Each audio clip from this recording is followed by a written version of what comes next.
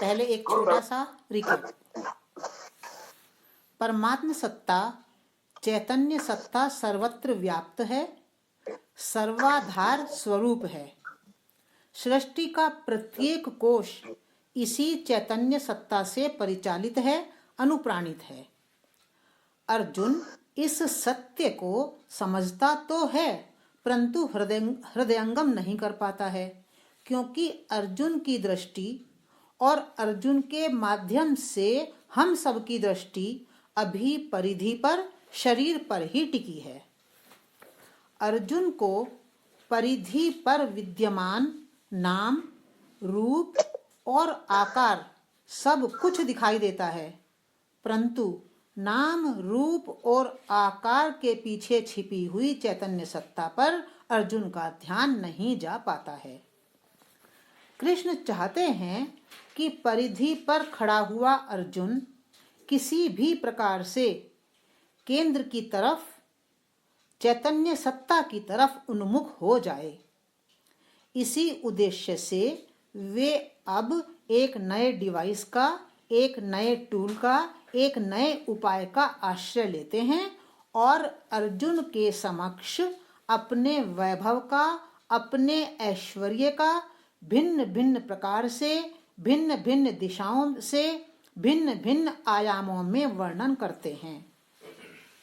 कृष्ण इस तथ्य को जानते हैं कि वैभव की तरफ, ऐश्वर्य की तरफ अर्जुन की आंख का उठना किंचित संभव हो सकता है, और यदि यह संभव हुआ तो फिर वैभव के दर्शन द्वारा अर्जुन सर्वत्र व्याप्त चैतन्य सत्ता को पकड़ने में भी समर्थ हो सकता है।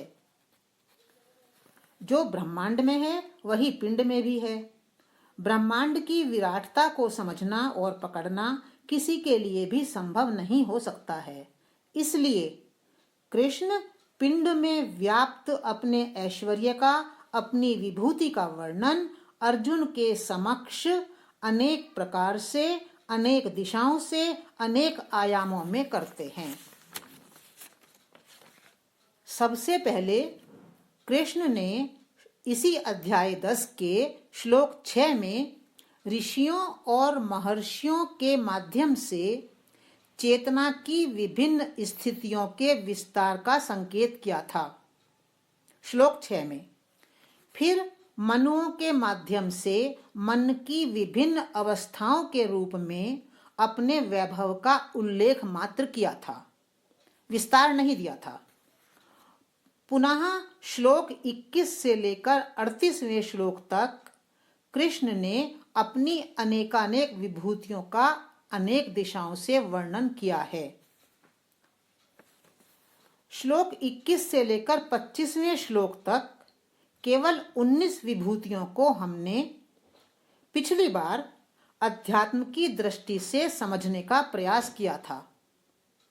आज हम 26वें श्लोक से अपने क्रम को आगे बढ़ाते हैं। कृष्ण कहते हैं, अश्वत्थः सर्ववृक्षाणाम, अर्थात सब वृक्षों में मैं पीपल का वृक्ष हूं। आध्यात्मिक स्तर पर वृक्ष व्यक्तित्व का प्रतीक है और अश्वत्थ अर्थात पीपल वृक्ष की सबसे बड़ी विशेषता यही होती है कि वह रात में भी ऑक्सीजन ही छोड़ता है, जबकि अन्य सब वृक्ष कार्बन डाइऑक्साइड का उत्सर्जन करते हैं। इसी विशेषता के कारण भारतीय संस्कृति में अश्वत्थ वृक्ष को अर्थात पीपल के वृक्ष को पूजनीय भी माना गया है। आध्यात्मिक स्तर पर भी जो व्यक्तित्व चारों ओर फैली हुई बुराइयों, विकृतियों तथा नकारात्मकताओं के बीच में रहकर भी केवल अच्छाइयों, सद्वृत्तियों तथा सकारात्मकता को ही फैलाता है, वह व्यक्तित्व अश्वत्थ के समान ही पूजनीय हो जाता है। कृष्ण कहते हैं कि ऐसे श्रेष्ठ व्यक्तित्व के आधार रूप में मैं ही विद्यमान हूँ। हे अर्जुन, तू मेरे ही ऐश्वर्य का दर्शन कर ऐसे व्यक्तित्व में। तो वृक्ष है व्यक्तित्व, अश्वत्थ है पीपल का वृक्ष।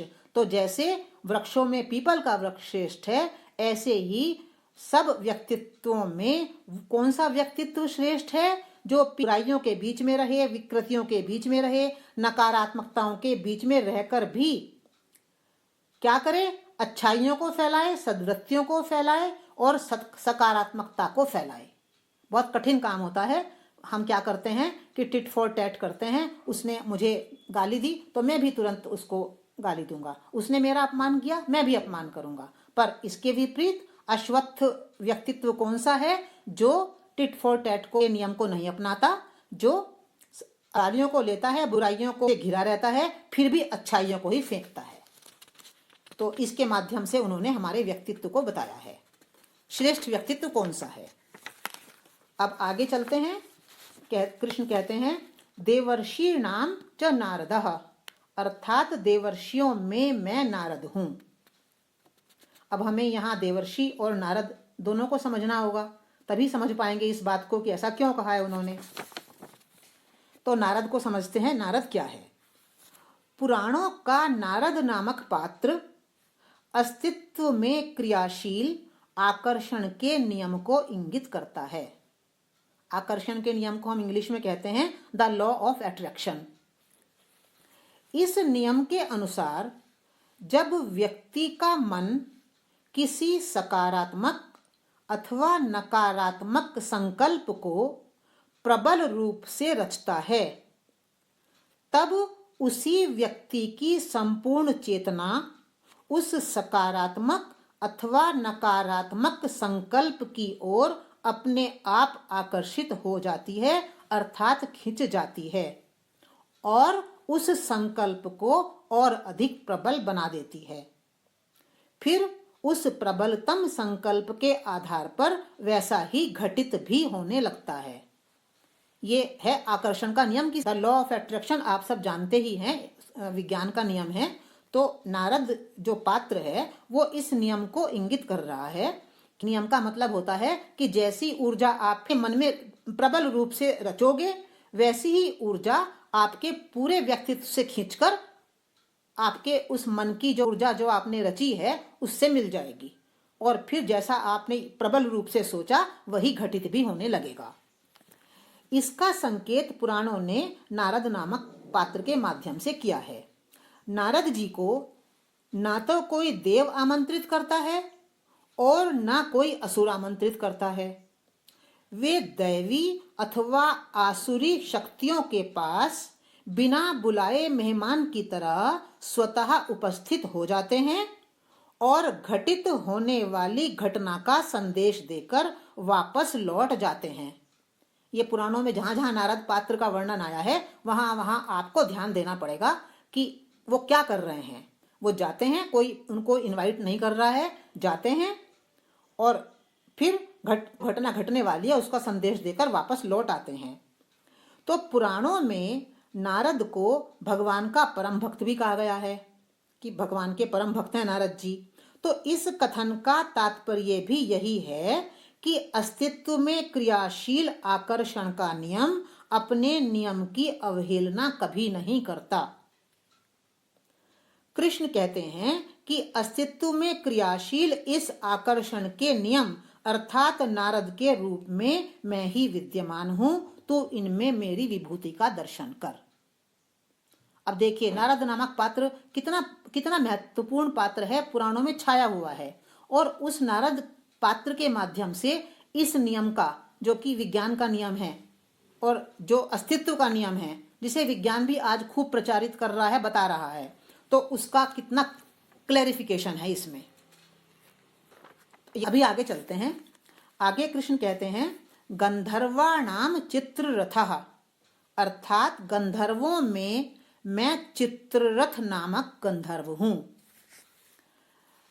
अब पुराणों में जो ये पात्र आए हैं, गंधर्व, अप्सरा, विद्याधर, तो इनको हमें समझना बहुत जरूरी है, क्योंकि तभी हम उस वर्णन को ठीक प्रकार से समझ सकते हैं।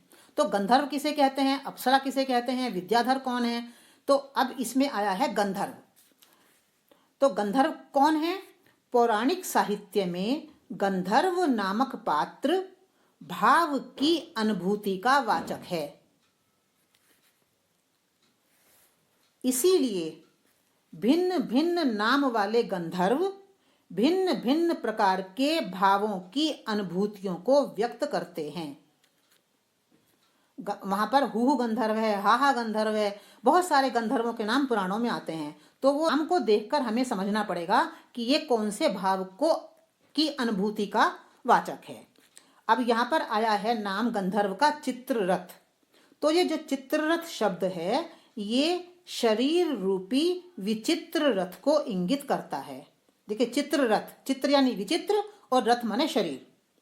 अतः चित्ररथ गंधर्व का अर्थ है देह भाव की अनुभूति। नाना प्रकार के भावों की अनुभूतियों में देह भाव की अनुभूति परम है। परम का मतलब क्या होता है कि ये देह भाव की जो ये अनुभूति है ये बहुत बहुत समय तक हमारे भीतर विद्यमान रहती है। अंत में जाकर ये अनुभूति समाप्त होती है, देह भाव की अनुभूति। तो अनेक प्रकार की अनुभूतियां जो हमारे अंदर हैं, भावों की जो अनुभूतियां हमारे अंदर विराजमान हैं, उन सब में देह भाव की अनुभूति परम है। इसलिए कृष्ण कहते हैं कि हे अर्जुन, देह भाव की अनुभूति के आधार रूप में मैं ही विद्यमान हूं और इस अनुभूति के रूप में तू मेरे ही वैभव को देख। एक एक शब्द बिल्कुल गहरा है और जब तक पुराणों का गहरा अध्ययन ना हो जाए तब तक उन शब्दों को समझना कठिन पड़ता है। अब आगे चलते हैं। कृष्ण कहते हैं सिद्धा नाम कपिलो मुनि, अर्थात सिद्धों में मैं कपिल मुनि हूं। कपिल शब्द क्या है? कपिल शब्द कंप धातु में ल एकाक्षर के योग से बना है। ल का अर्थ है लय होना, विलीन होना। अतः जिस स्थिति में कंपन का लय हो गया हो, कंपन समाप्त हो गया हो और स्थिरता आ गई हो, वह स्थिति कपिल है। स्थिरता की स्थिति को कपिल कहा गया है। और मुनि शब्द पौराणिक साहित्य में मन को इंगित करता है।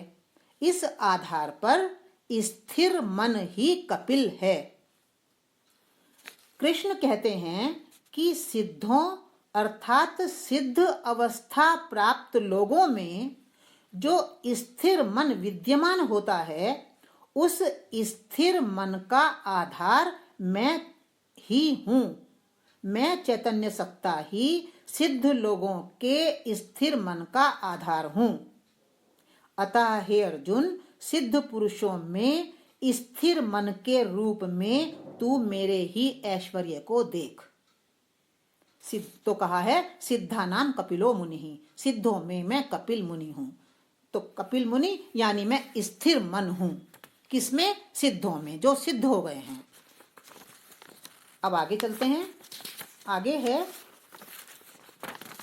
उच्चै श्रवसमश्वानाम विद्धि माम अमृतोद्भवम, अर्थात अश्वों में तू मुझे समुद्र मंथन से उत्पन्न हुआ उच्चै श्रवा नामक अश्व जान। अब हमें यहाँ पर देखना है कि अश्व का मतलब क्या है और फिर ये उच्चै श्रवा कौन है। अश्व शब्द मन का वाचक है, आप सब जानते हैं।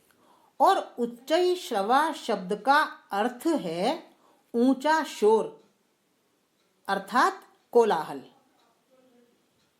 अतः कोलाहल युक्त मन को ही यहाँ उच्चै श्रवा अश्व कहा गया है।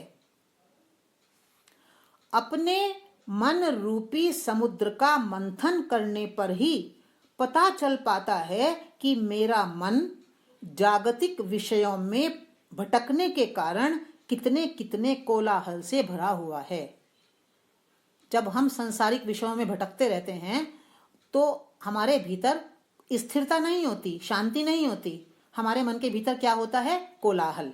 तो उसी की तरफ ये इशारा है कि जब व्यक्ति सांसारिक विषयों में अपने मन को भटकाता है तो उसका मन उच्चैश्रवा अश्रु बन जाता है, अर्थात कोलाहल से युक्त हो जाता है। कृष्ण कहते हैं कि हे अर्जुन, इस कोलाहल युक्त मन के रूप में भी मैं ही विद्यमान हूं, ये भी मेरा ही ऐश्वर्य है। अब आगे कहते हैं ऐरावतम गजेंद्राणाम, अर्थात गजेंद्रों में मैं ऐरावत गज हूं। अब गज तो हम सब समझते हैं कि हाथी को कहा जाता है, और हाथी किस बात का प्रतीक है? बुद्धि का। अब ये हमें समझना है कि ऐरावत क्या है। पौराणिक साहित्य में हाथी शब्द या गज शब्द बुद्धि का प्रतीक है। इस बुद्धि के मुख्य रूप से 3 स्तर हैं। एक है सामान्य बुद्धि, जिससे सामान्य जीवन का काम चलता है। दूसरी है गहरी बुद्धि, जो गहराई में प्रवेश करके गहन विषयों को समझने में समर्थ होती है। और तीसरी है विशिष्ट बुद्धि, जिसे प्रज्ञा कहा जाता है।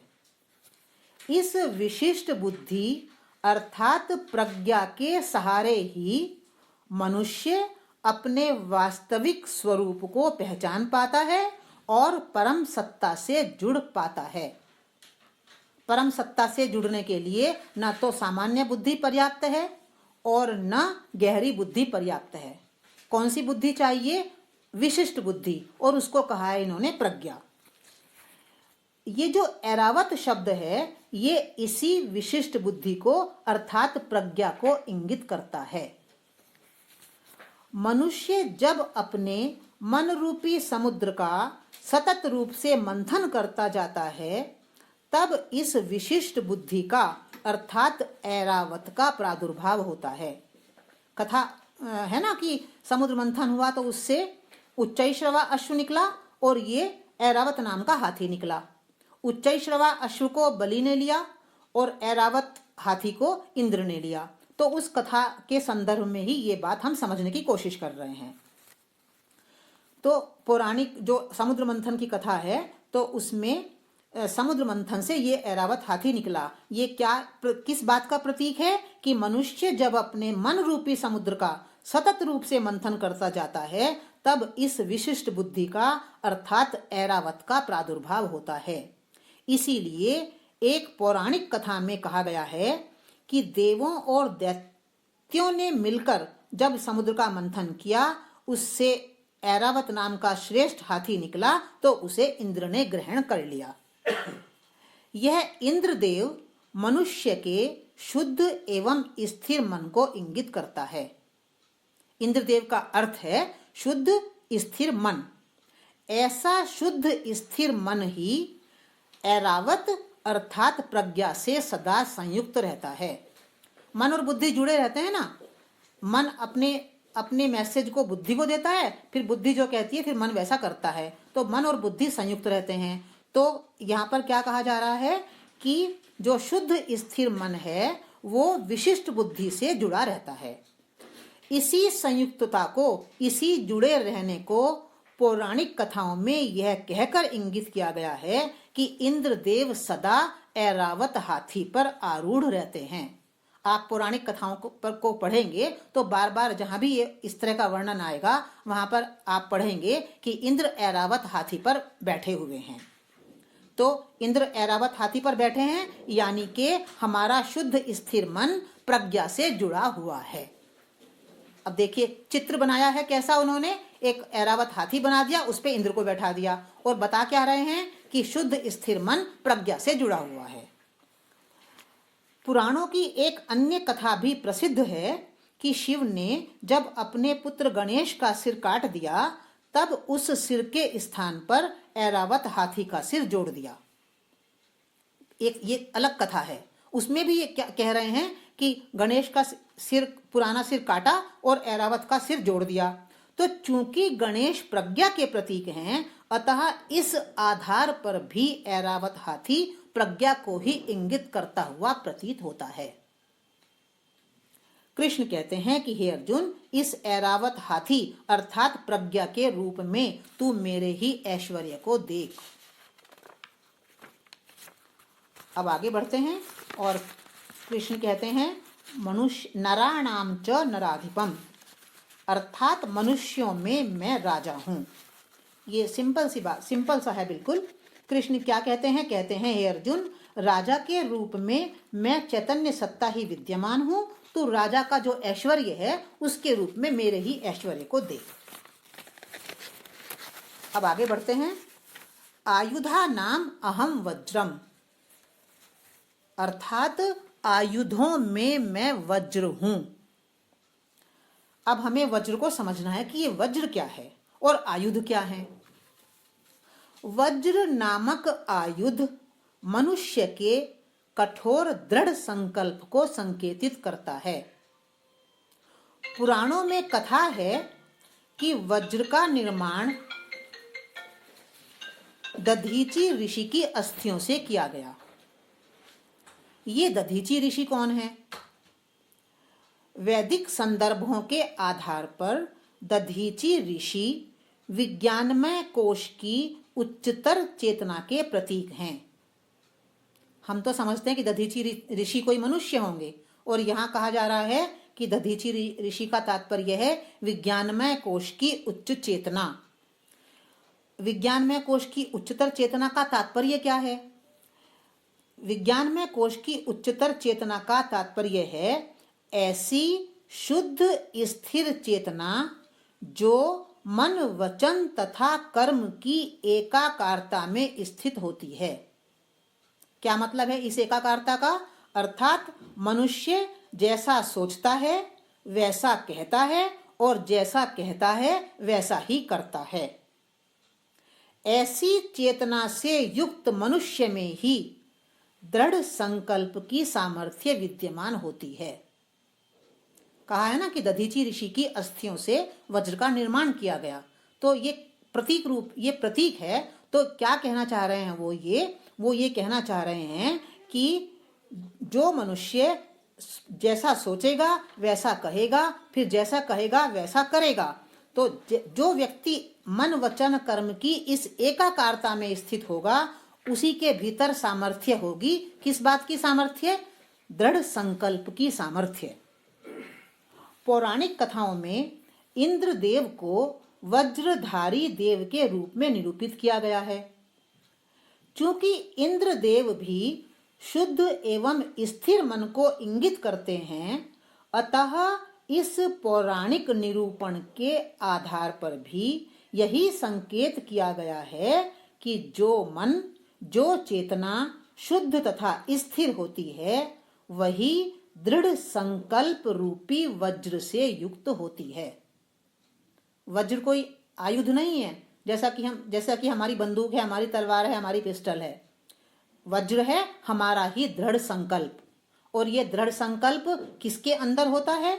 जो चेतना शुद्ध होती है, स्थिर होती है और मन वचन कर्म के ऐक्य में स्थित होती है। अब हम देखें कि इन्होंने कहा है कि मैं आयुधों में मैं वज्र हूं। तो आयुध का तात्पर्य क्या है? आध्यात्मिक स्तर पर। आध्यात्मिक स्तर पर मनुष्य के विभिन्न गुण जैसे क्षमा, दया, सहायता, सेवा, संतोष, बहुत प्रकार के मनुष्य में गुण हैं। तो जो मनुष्य के ये गुण हैं, इन गुणों को ही आयुध अथवा अस्त्र कहा गया है। मनुष्य, कृष्ण कहते हैं कि विभिन्न प्रकार के गुण रूपी आयुधों में दृढ़ संकल्पता एक श्रेष्ठ आयुध है। अतः हे अर्जुन, इस दृढ़ संकल्पता रूपी वज्र में तू मेरे ऐश्वर्य को देख। तो कहीं भी कोई भी आप महाभारत पढ़ रहे हो या आप रामायण पढ़ रहे हो या आप भागवत पढ़ रहे हो, जो भी आप पौराणिक साहित्य पढ़ रहे हो, वहां पर आयुध को यदि आप समझ कर रखेंगे कि आयुध अर्थात हमारे ही विविध प्रकार के गुण और वज्र अर्थात हमारा ही दृढ़ संकल्प। और यह निर्मित हुआ है दधीचि ऋषि की अस्थियों से, अर्थात जो व्यक्ति मन वचन कर्म के ऐक्य में स्थित होगा, वही दृढ़ संकल्प में स्थित होगा। अब आगे बढ़ते हैं और कृष्ण कहते हैं, धेनु नाम अस्मि काम धुक, अर्थात धेनुओं में मैं काम धेनु हूं। ऐसे ऐसे शब्द हैं कि कामधेनु, अब हमने कोई कामधेनु आज तक तो नहीं देखी, और ऐसी कामधेनु का अस्तित्व है भी क्या इस जगत में, और यहाँ कामधेनु कहा है तो क्या मतलब है इस कामधेनु का। अब हम इसको थोड़ा खोलते हैं, सो देखते हैं कि कामधेनु क्या है। कामधेनु का अर्थ है कामनाओं की पूर्ति करने वाली धेनु। धेनु का एक पर्याय गौ भी है। धेनु हम कभी धेनु कह सकते हैं, हम गौ भी कह सकते हैं, पर यहाँ पर इन्होंने कहा है धेनुओं में, तो धेनु ही प्रयोग क्यों किया, गौ प्रयोग क्यों नहीं किया। तो धेनु और गौ में क्या अंतर है। धेनु और गौ में मुख्य अंतर यही होता है कि धेनु अनिवार्य रूप से दुग्ध देने वाली होती है, जबकि गौ में यह अनिवार्यता विद्यमान नहीं होती। ये गौ का और धेनु का अंतर है। अब इन्होंने यहाँ पर धेनु का प्रयोग किया है। तो धेनु, कामधेनु का अर्थ है कामनाओं की पूर्ति करने वाली धेनु।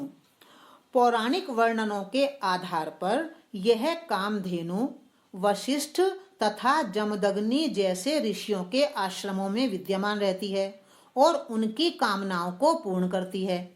ऐसे पौराणिक वर्णन है, आपने पढ़े होंगे। आध्यात्मिक स्तर पर वशिष्ठ तथा जमदग्नि आदि ऋषि श्रेष्ठ चेतनाओं के वाचक हैं। कामधेनु के प्रतीक द्वारा यह संकेत किया गया है कि मनुष्य की चेतना जब श्रेष्ठ स्तर की हो जाती है, तब वह श्रेष्ठ स्तर की चेतना स्वयं में ही कामनाओं की पूर्ति करने वाली कामधेनु बन जाती है। अब देखिए, यदि मान लीजिए यदि मेरी चेतना श्रेष्ठ स्तर की बन गई है, तो मेरी जो श्रेष्ठ स्तर की चेतना है उसको कामनाओं की पूर्ति के लिए कहीं बाहर नहीं जाना पड़ेगा। ये जो श्रेष्ठ चेतना है यही कामधेनु बनेगी, ये कामधेनु बन जाती है। पर यहाँ जो पुराणों में जो कथाएं हैं कि वशिष्ठ और जमदग्नि के आश्रम में कामधेनु गाय खड़ी है, तो ये सबके आश्रमों में नहीं खड़ी है कि जित ऋषि, ये ऋषि है, ये ऋषि है, ये महर्षि है, ये देवर्षि है, उनके आश्रमों में कामधेनु खड़ी है। सबके आश्रमों में नहीं कहा है कि कामधेनु खड़ी है, ये कुछ ही ऋषियों के आश्रमों में खड़ी रहती है कामधेनु। तो ये कामधेनु का मतलब है कामनाओं की पूर्ति करने वाली। पर कौन सी कामनाओं की पूर्ति, तो ये ध्यान रखना बहुत आवश्यक है कि श्रेष्ठ चेतना की जो कामनाएं होती हैं, वे कामनाएं कभी भी जागतिक अथवा पार्थिव नहीं होती। जागतिक अथवा पार्थिव का मतलब है सांसारिक कामनाएं, विषयों की कामनाएं, वो नहीं होती। श्रेष्ठ चेतनाएं सांसारिक विषयों की कामना करेंगी क्या, नहीं करती। तो ये कौन सी कामनाएं होती हैं, ये आत्मिक स्तर की कामनाएं होती हैं। उदाहरण के लिए आत्मिक स्तर की कामनाएं कौन सी कामनाएं, जैसे जगत हित में सदा संलग्न रहना, ये कामना है कि मैं जगत स्तर में लगा रहूं। तो जगत हित में सदा संलग्न रहना, अथवा सबके प्रति प्रेम सुख शांति आदि का प्रसार करना, ये आत्मिक स्तर की कामनाएं हैं जो पूर्ण होती रहती हैं। जो श्रेष्ठतम चेतनाएं हैं, वे चेतनाएं कौन सी कामनाओं से युक्त होती हैं, आत्मिक स्तर की कामनाओं से युक्त होती हैं, और उनकी अपनी ही चेतना इन कामनाओं को पूर्ण करती रहती हैं। कृष्ण कहते हैं कि कामनाओं की पूर्ति करने वाली अर्थात कामधेनु बन जाने वाली ऐसी श्रेष्ठतम चेतनाओं के रूप में, हे अर्जुन, तू मेरे ही ऐश्वर्य को देख। ये श्रेष्ठ चेतनाएं कामनाओं की पूर्ति के लिए किसी बाहरी सहायता के अधीन नहीं होती। ये श्रेष्ठ चेतनाएं अपनी चेतना से ही, अपने ही भीतर से अपनी इन आत्मिक कामनाओं की पूर्ति करने लगती हैं। संक्षेप में फिर दोबारा इसको देखें कि जो श्रेष्ठ चेतना है और उसकी कामना है कि मैं जगत में जितना हित मुझसे हो सके उतना मैं करूं, तो वो उस हित को संपादन करने के लिए उसे किसी व्यक्ति की, किसी बाहर से किसी साधन की आवश्यकता नहीं होती। उसकी जो अपनी चेतना है, अंदर से ही वो साधन निकल निकल के बाहर आते हैं और वो जगत हित में, वो व्यक्ति जगत हित में संलग्न रहता है। तो इसको कहा है उन्होंने कि ऐसे व्यक्ति की जो चेतना है वो कामधेनु बन जाती है। कामधेनु पृथक रूप से कोई गाय नहीं है, व्यक्ति की अपनी चेतना को ही उन्होंने कामधेनु कहा है। अब आगे बढ़ते हैं। कृष्ण कहते हैं प्रजनश्चास्मि कंदर्पः, अर्थात संतान की उत्पत्ति का हेतु भूत जो काम है उस काम के रूप में भी मैं चैतन्य सत्ता ही विद्यमान हूं। अतः हे अर्जुन, तू इसमें भी मेरा ही दर्शन कर। अब इसके विषय में कोई बहुत विस्तार से हम नहीं बता रहे हैं, बस मैं इतना ही कहना चाहूंगी कि इस काम को, जिसकी यहाँ बात हो रही है कंदर्प की, तो इस कंदर्प को हमारे शास्त्रों ने कहा है धर्म युक्त काम। एक सामान्य काम होता है जो सामान्य लोगों के लिए होता है, जो दैहिक काम होता है, और यहाँ पर जो बात की जा रही है वो है धर्म युक्त काम। अब आगे है, कृष्ण कहते हैं सर्पाणाम अस्मि वासुकी, अर्थात सर्पों में मैं वासुकी हूं। अब ये सर्प क्या है और ये वासुकी क्या है, दोनों को ही समझना है। सर्प हमारी उन वासनाओं के प्रतीक हैं जो पूरी नहीं होती, अधूरी रह जाती हैं और अवचेतन मन में जाकर इकट्ठी हो जाती हैं। इन वासनाओं का जो चरम उत्कर्ष है, जो परम उत्कर्ष है, वो है दिव्य वासना। दिव्य वासना अर्थात परमात्म प्राप्ति की वासना। अब ये हमारी किसी जगत के किसी पदार्थ के विषय में भी हमारी वासना हो सकती है, तो ये लोअर वासनाएं हैं। किसी विषय को प्राप्त करने के लिए जो हमारे अंदर इच्छा उमड़ती है और हम उसी में लगे रहते हैं, उसको वासना कहते हैं। तो वासना के दो प्रकार हैं, एक है जागतिक वासना और एक है परमात्मा की प्राप्ति की वासना। तो परमात्मा की प्राप्ति की जो वासना है, उस वासना को ही यहाँ वासुकी कहकर संकेतित किया गया है। पुराणों में समुद्र मंथन की जो कथा वर्णित है, तो उस कथा में मंदराचल को बनाया गया है मथानी और वासुकी को रस्सी बनाया गया है। तो वासुकी को रस्सी बनाकर यह संकेतित किया गया है वहां कि परमात्मा की प्राप्ति के लिए उसकी प्राप्ति की वासना का होना अनिवार्य है। यदि हमारे भीतर परमात्मा की प्राप्ति की वासना का निर्माण अभी तक नहीं हुआ है, तो परमात्मा की प्राप्ति बहुत दूर है। इसके विपरीत यदि हम परमात्मा प्राप्ति की वासना से भर गए हैं, मुझे परमात्मा चाहिए, मुझे वही चाहिए, वही मेरा उद्देश्य है, तभी मेरा जीवन सार्थक है, यदि परमात्मा प्राप्ति की ऐसी वासना का निर्माण मेरे भीतर हो गया है, तो वही वासना मुझे परमात्मा की प्राप्ति की तरफ ले जाएगी। तो ये इसको कहा है उन्होंने प्रतीक भाषा में कि ये वासुकी है। तो कृष्ण कहते हैं इस वासुकी के रूप में हे अर्जुन, तू मेरे ही ऐश्वर्य को देख। अब आगे कहते हैं कृष्ण अनंतश्चास्मि नागानाम, अर्थात नागों में मैं अनंत अर्थात शेष नाग हूं। यहां हमें नागों को भी समझना है और अनंत अर्थात शेष नाग को भी। पौराणिक साहित्य में कद्रु के पुत्रों को नाग कहा गया है। यह कद्रु कौन है? कद्रु कश्यप ऋषि की 13 पत्नियों में से एक है और अध्यात्म के स्तर पर यह कद्रु मनुष्य की दुष्ट प्रकृति को इंगित करती है। कद्रु अर्थात दुष्ट प्रकृति। इस दुष्ट प्रकृति रूपा कद्रू को समझने के लिए हमें पुराणों में वर्णित कद्रू विनता कथा के ऊपर थोड़ा ध्यान देना पड़ेगा। ये महाभारत के प्रारंभ में ही है ये कथा, कद्रू और विनता की, और पुराणों में बहुत स्थानों पर है। कथा में मैं बहुत संक्षेप में कथा लूंगी।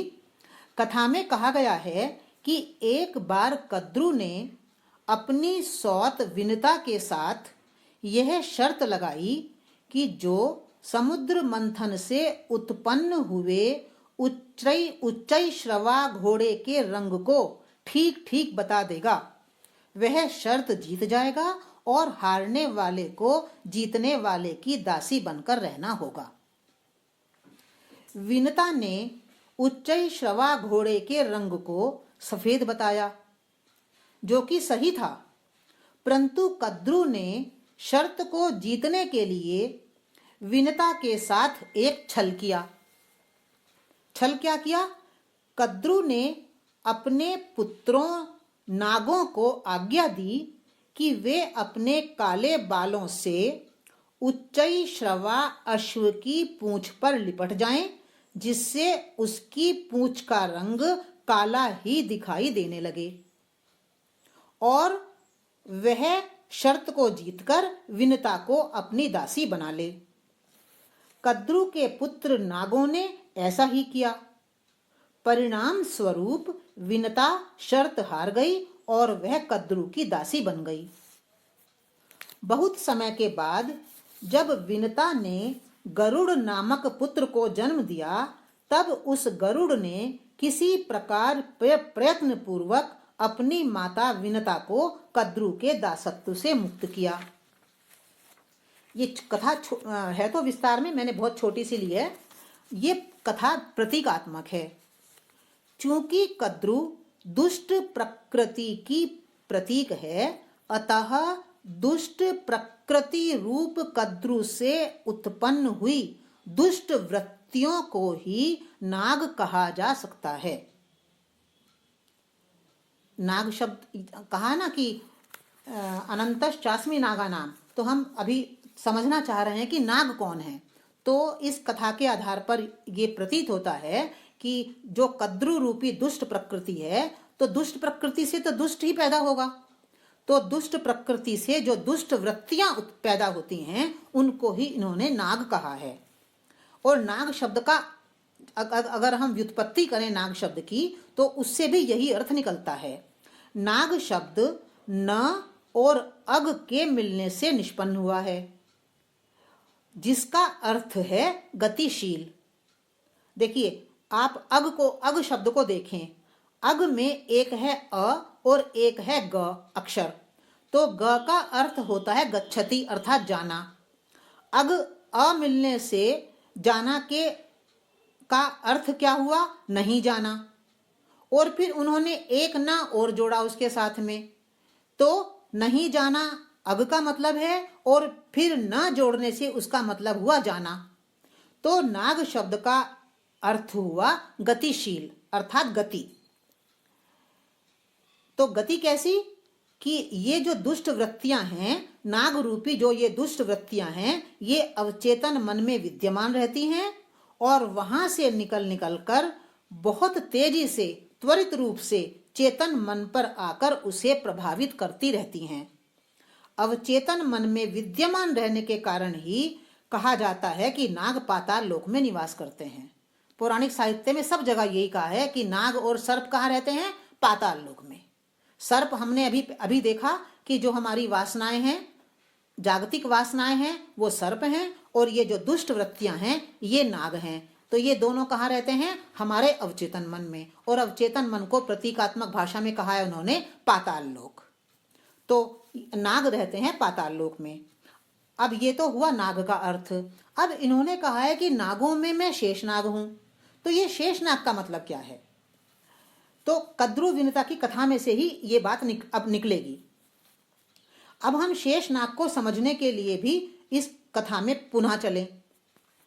कद्रू विनता की कथा में यह भी कहा गया है कि कद्रू ने जब अपने नाग पुत्रों को उच्चई श्रवा अश्व की पूंछ पर लिपट जाने की आज्ञा दी, तब कद्रु के ही एक पुत्र शेषनाग को विनता के प्रति किया गया माता का यह छल और भाइयों का यह राग द्वेष पूर्ण व्यवहार अच्छा नहीं लगा।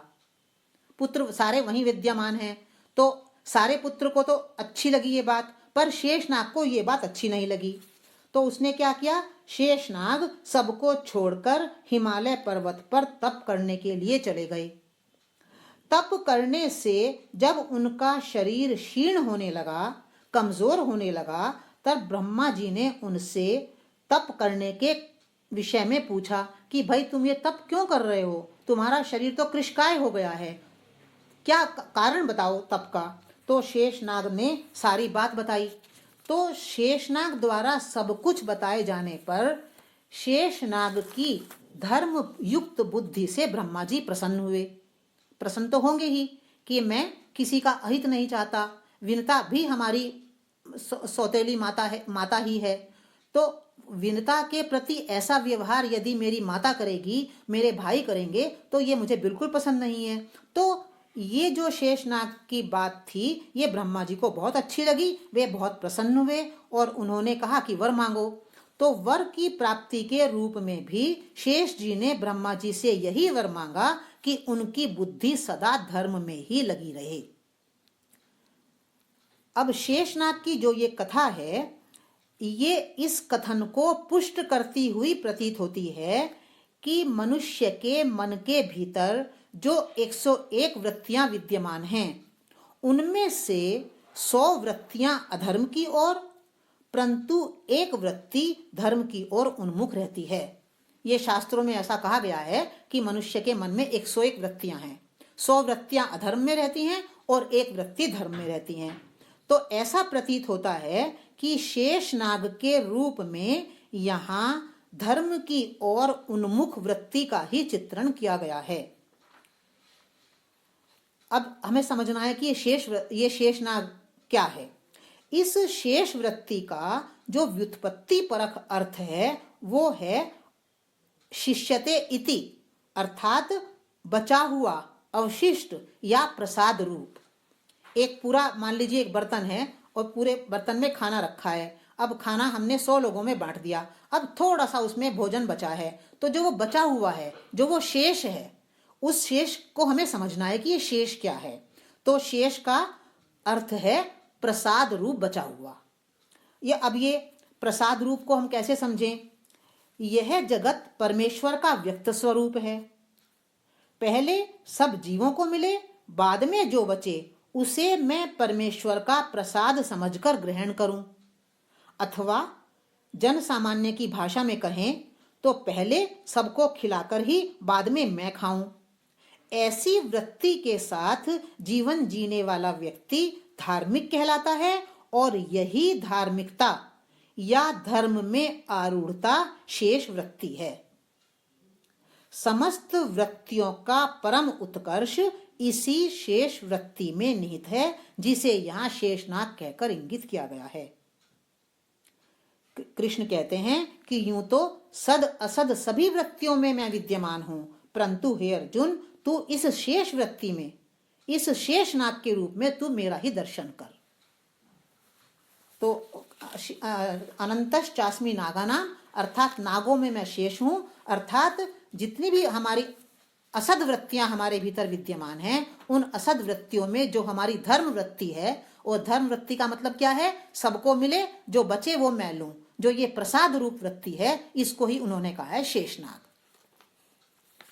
अब आगे बढ़ते हैं। आगे कहते हैं कृष्ण, वरुणो यादसाम अहम, अर्थात जलचरों में मैं वरुण हूं। यादसाम अर्थात जलचर और वरुण अर्थात मैं जलचरों में मैं वरुण हूं। पौराणिक साहित्य में अनेक स्थानों पर जल शब्द जड़ शब्द का ही छिपा हुआ स्वरूप है।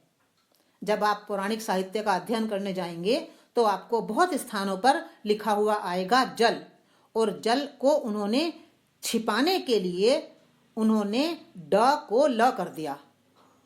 श को कहीं पर वो श को ख कर देते हैं, कहीं ख को श कर देते हैं, केवल छिपाने के लिए। तो जो ये जलचर हैं, तो जलचर का अर्थ है जड़चर, अर्थात जड़ता में विचरण करने वाले, अज्ञानता में विचरण करने वाले।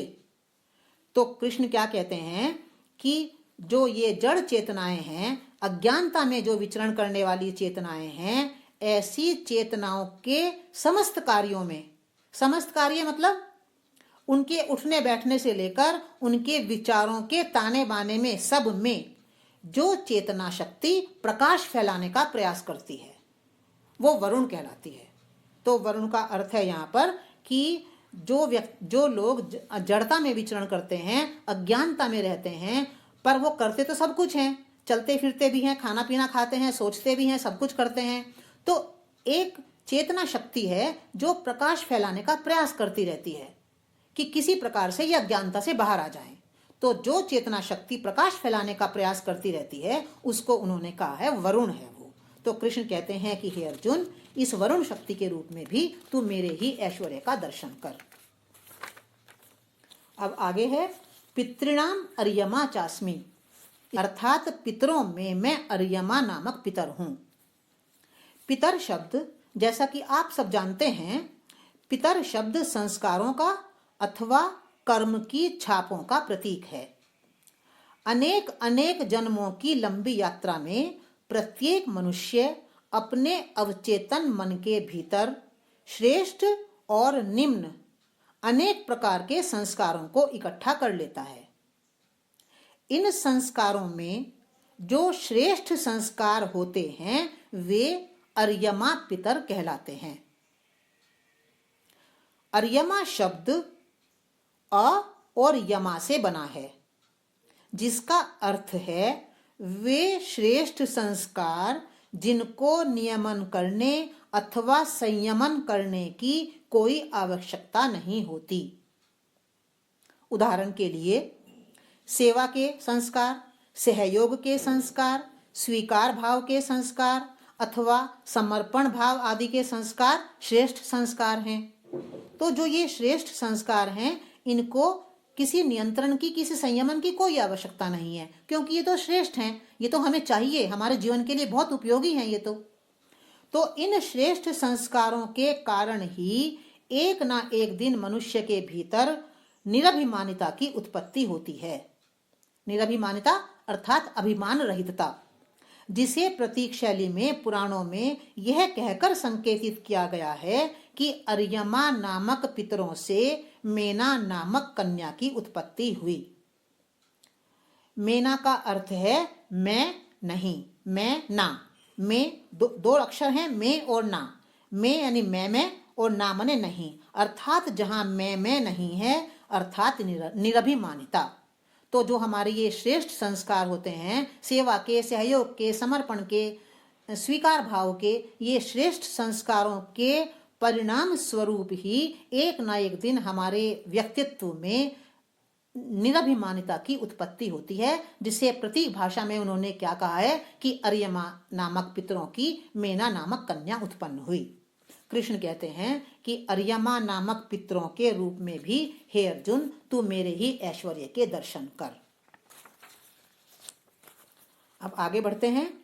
कृष्ण कहते हैं यमः संयमताम अहम, अर्थात शासन करने वालों में मैं यम अर्थात यमराज हूं। यमराज का अर्थ ही है नियमों का राजा, अर्थात प्रकृति में क्रियाशील समस्त नियमों में प्रधान नियम। कर्म फल नियम समस्त नियमों में प्रधान नियम है। यह नियम प्रत्येक व्यक्ति के जीवन को संयमित करता है, शासित करता है। इसलिए कृष्ण कहते हैं कि इस नियम के रूप में, इस यमराज के रूप में भी हे अर्जुन, तू मेरे ही ऐश्वर्य को देख।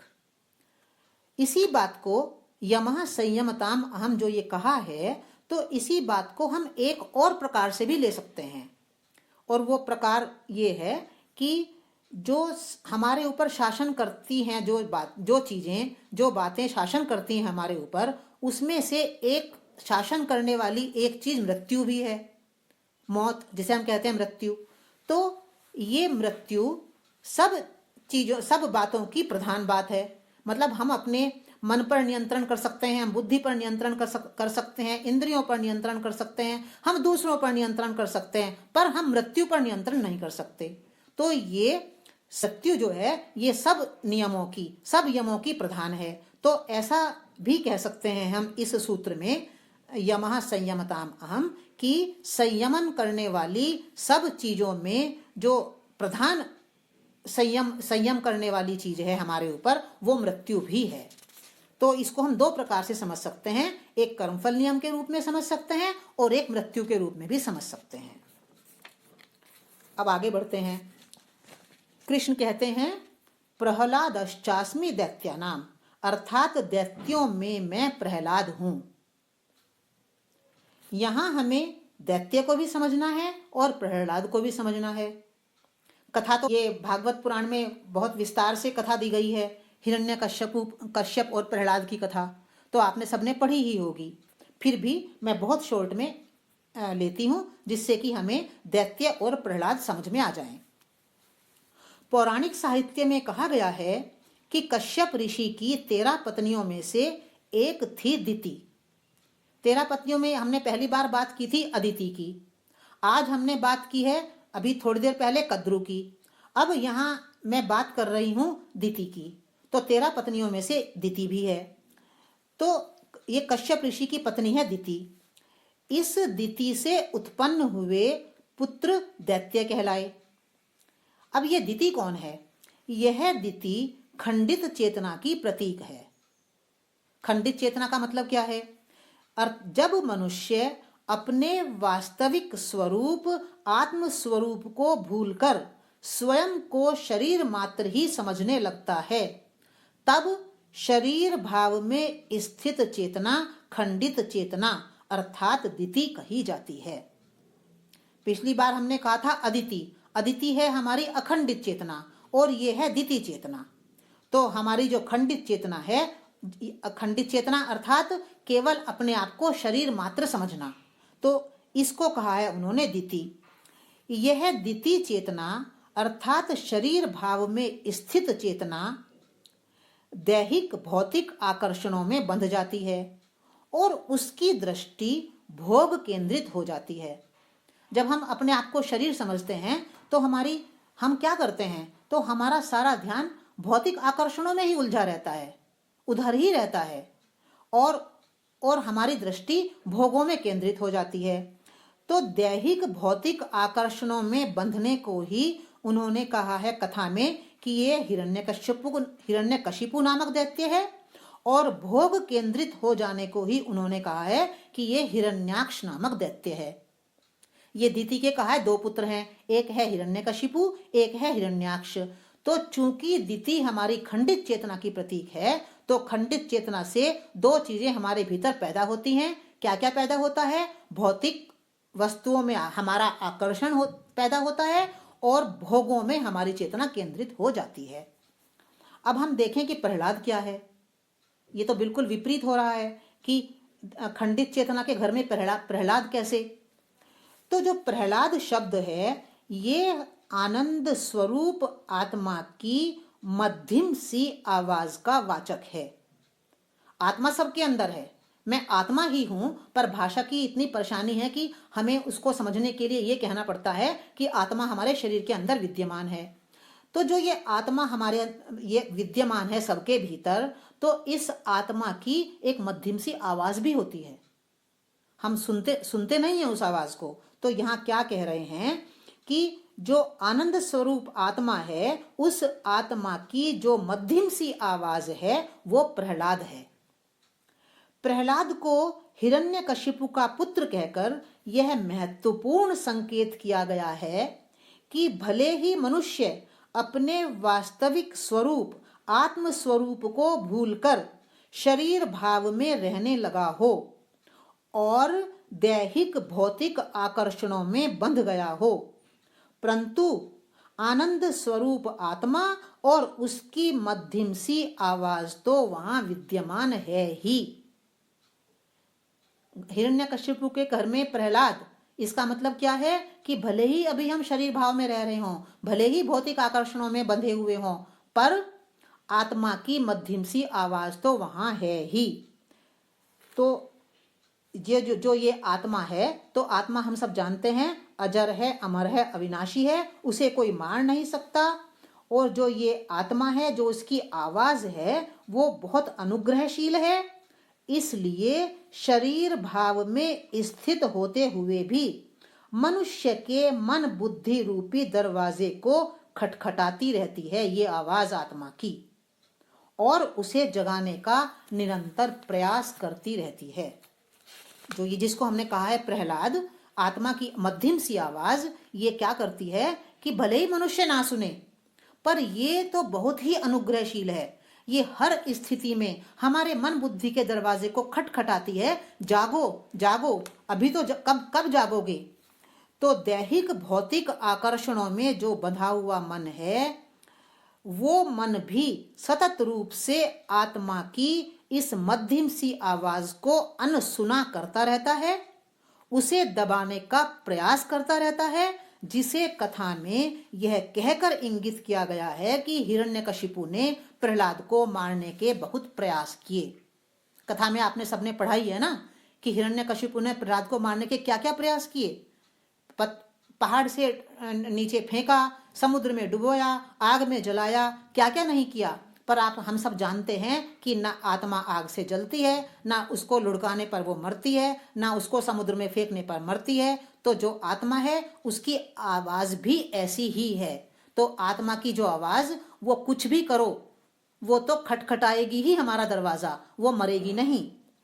तो आत्मा की जो ये मध्यम सी आवाज है, ये कभी मरती नहीं है। और एक ना एक दिन ऐसा भी अवश्य आता है कि दैहिक भौतिक आकर्षणों में बंधी हुई चेतना अर्थात हिरण्यकशिपु ही अपनी ज्ञान की तलवार को उठा लेता है और उस तलवार से अपनी ही उस सुदृढ़ मान्यता पर प्रहार करता है कि मैं शरीर हूं।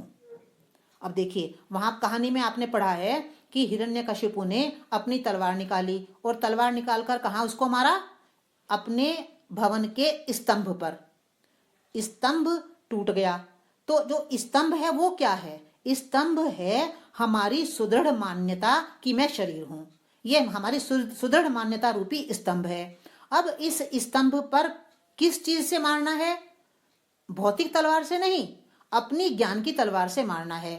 तो जब मध्यम सी आवाज लगातार लगातार हमें खटखटाती है, उठो जागो, तो एक दिन ऐसा जरूर होता है कि हम भले ही भौतिक आकर्षणों में फंसे हुए हों, पर जो ये हमारी मध्यम सी आवाज है, इससे एक दिन क्या होता है कि हम अपनी ज्ञान की तलवार को उठा लेते हैं और अपनी ही मान्यता पर प्रहार कर देते हैं।